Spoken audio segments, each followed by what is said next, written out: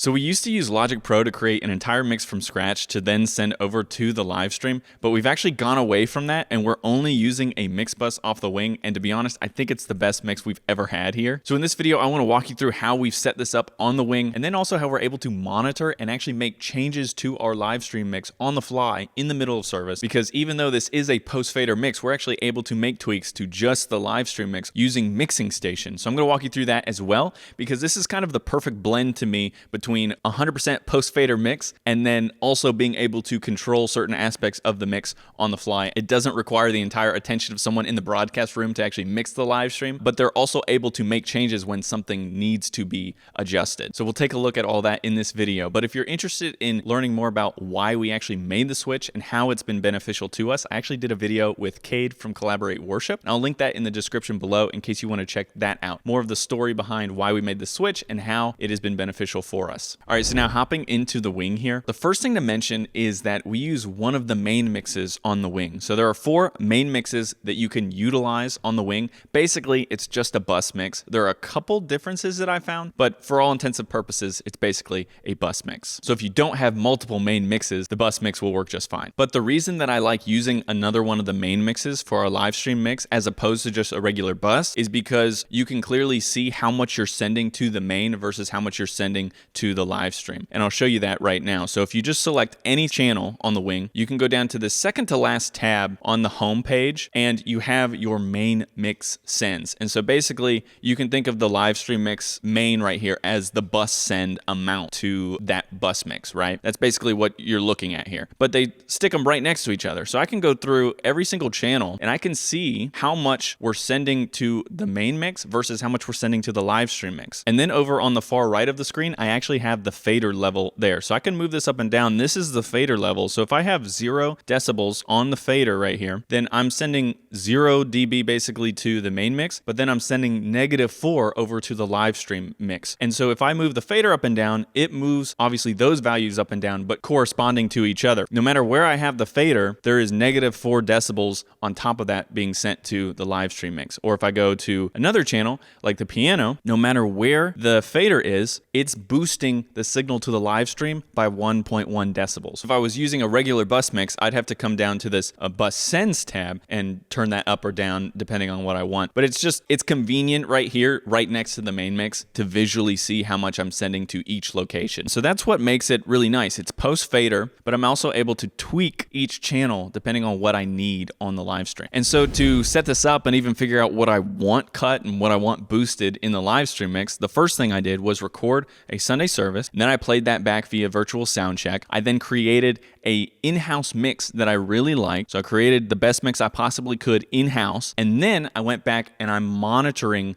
the live stream mix over different speakers, different headphones, and I'm figuring out what needs to be adjusted from there. So let's say I have a good mix in-house. What on top of that needs to be tweaked, needs to be adjusted to actually create an even better mix for the live stream than just copy and paste what's already in-house. So that's the process I went through to actually figure out what I wanted to cut and what I wanted to boost. I just went through each channel and moved that up and down depending on what I felt was needed for the mix. Now let's talk about processing that I'm doing to the live stream mix. I have an LA2A compressor on, just compressing everything that's going to this main mix. I'm honestly compressing it pretty hard. I know some people might be against that, some people might be for that. That's just what I've found. I don't mind the extra compression. You know, typically if I was doing a completely separate mix from scratch and I had the ability to change the amount of compression on every single channel, I probably would end up compressing each channel individually more than I would compress it in-house. So that added compression to everything altogether is not a super big deal to me. I actually kind of like it. Again, you can play around with it, figure out a level that you like, but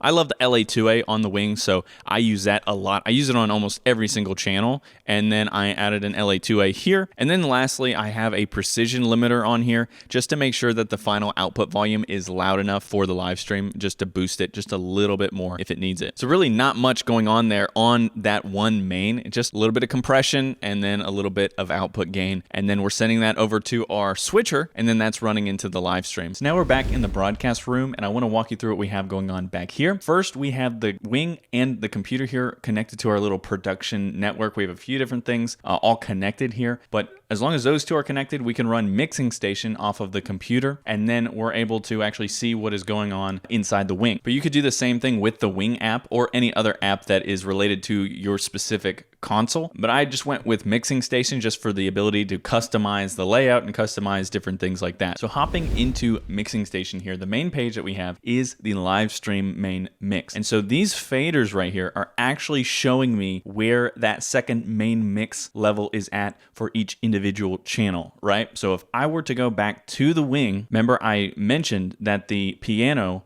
was boosted about 1 decibel, right? That is exactly where this fader is at here. So it's showing me basically where those fader levels are at comparatively to the main mix. So if I move this up and down, it's just moving how much I'm sending to that main mix. It's actually not adjusting the fader on the soundboard or the overall fader for that channel. If I turn something up or down here, it's not affecting the main mix at all. It's just affecting how much I'm sending to the second main mix, which is our live stream mix. And so we're able to fit all of our channels here. And then we have a couple DCAs, and these DCAs actually move all those faders just for the live stream main mix up and down together. So that's really interesting there. So we can bring all the drums up just in the live stream mix and bring them all down if we wanted to. But we pretty much leave them right there. We don't really need to move entire groups like that. But again, those DCAs are there in case we need them. And then another thing to mention, we do have our room mics in here too. So if we need to bring those up or bring those down, we can adjust those right there. So now moving on to this second bank here, basically in Mixing Station, I have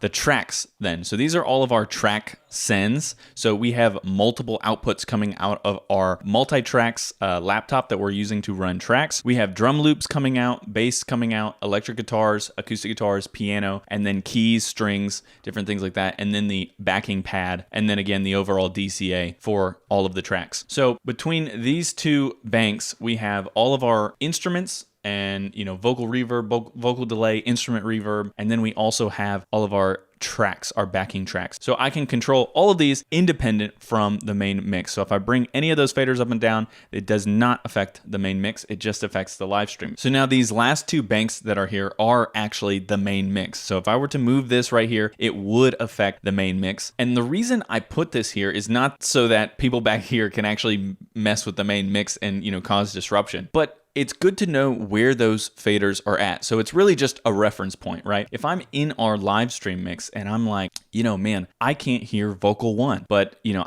I could boost it like 5 decibels in the live stream mix, but I'm still not hearing vocal 1. Why am I not hearing vocal 1? Well, maybe it's because, you know, vocal 1 is turned down in the main mix to -30, right? You know, but you wouldn't know that unless you looked, you know, because you don't know what they're doing out there in the main mix in front of house. You know, you don't know what they're doing because you don't have a reference point. So this is just there to give them that reference point so they can be like, you know, if I'm not hearing something and I turned it up even and I'm not sure why I'm not hearing this, well, you can just double check and see where their levels are, because that might explain it. And this mostly is for the tracks. So if I go to this last bank here, I'm in the tracks for the mains. Most of the time, we don't need bass, electric guitar, or acoustic guitar, or piano. We have those there in case we need to pull them in, but we don't need them most of the time. So even if on our live stream mix, we have the tracks turned up, right? We have them turned up. Even if I had them turned up to like just straight 0, we had them at 0 decibels right here. We had all these tracks up here at 0 decibels. It really doesn't matter because at the end of the day, the main mix, they're all down here. So it's not going to come through the live stream at all until those are turned up, right? So it's just good to know, good to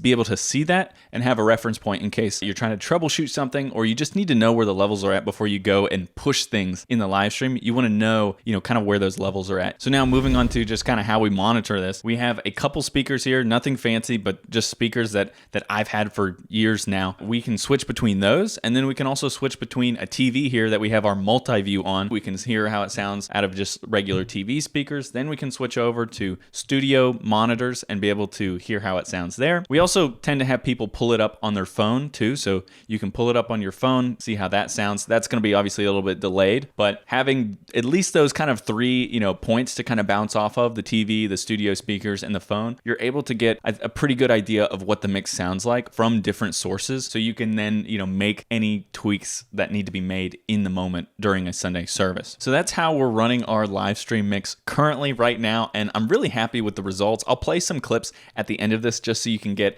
a few examples of what this mix actually sounds like live from a Sunday service. But what's really nice about this to me is that we're able to make those tweaks, we're able to fine tune things on the fly, but at the same time, it's automated enough that you don't have to have someone dedicated to do this and only this job on a Sunday. And I talk about this a little bit more in depth with Cade at Collaborate Worship. So again, I'll have that video link down below if you want to check that out. But the nice thing about this is that the person running the live stream back here, they can monitor the video, they can monitor the audio, they can make sure that the stream quality is good, they can check on ProPresenter, they can do all these things without being tied down to the audio. If the person in the front of house is creating a good mix, then there's going to be a good mix on the live stream. There's not much else you have to do after that. All right, well, hopefully that was helpful to you. Let me know if you have any questions on this whole process and what we're doing here, and let me know what you're doing for your live stream mix. If you're using a mix bus, let me know, how you're kind of running that, what soundboard you're using. If you're doing it on the wing, is there anything different that you're doing that you like that you think I should also